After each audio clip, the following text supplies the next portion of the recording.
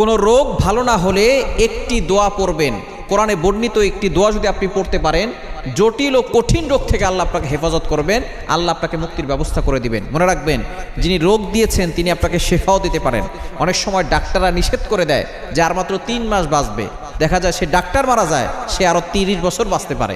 সুতরাং আল্লাহর প্রতি বিশ্বাস রেখে, ভরসা রেখে যদি আপনি আমল করতে পারেন, অবশ্যই কোরআনের মাধ্যমে আল্লাহ আপনাকে শেফা দান করবেন। মনে রাখবেন, এই কোরআন হচ্ছে শেফা, কোরআন হচ্ছে মুমিনদের জন্য রহমত। আল্লাহ পাক রব্বুল আলামিন নিজেই বলে দিয়েছেন, কোরআন খুলেন 15 নম্বর পারার 9 নম্বর পৃষ্ঠার 2 নম্বর লাইন, সূরা বানী ইসরাঈলের 82 82 নম্বর আয়াতে আল্লাহ বলছেন, ওয়ানুনাজ্জিলু মিনাল কোরআনি মা হুয়া শিফাউন ওয়া রাহমাতুল লিল মুমিনিন। এই কোরআনটা মুমিনদের জন্য আল্লাহ তাআলা রহমত হিসেবে, শেফা হিসেবে নাজিল করে দিয়েছেন। সুতরাং কোরআনের ভিতরে শেফা রয়েছে। আপনি ইয়াকিনের সাথে একটি মাত্র আয়াতের আমল করবেন। এই দোয়াটি পড়েছিলেন হযরত আইয়ুব আলাইহিস সালাম। হযরত আইয়ুব আলাইহিস সালাম 18 বছর ধরে অসুস্থ ছিলেন। তার শরীরে এমন কোনো জায়গা ছিল না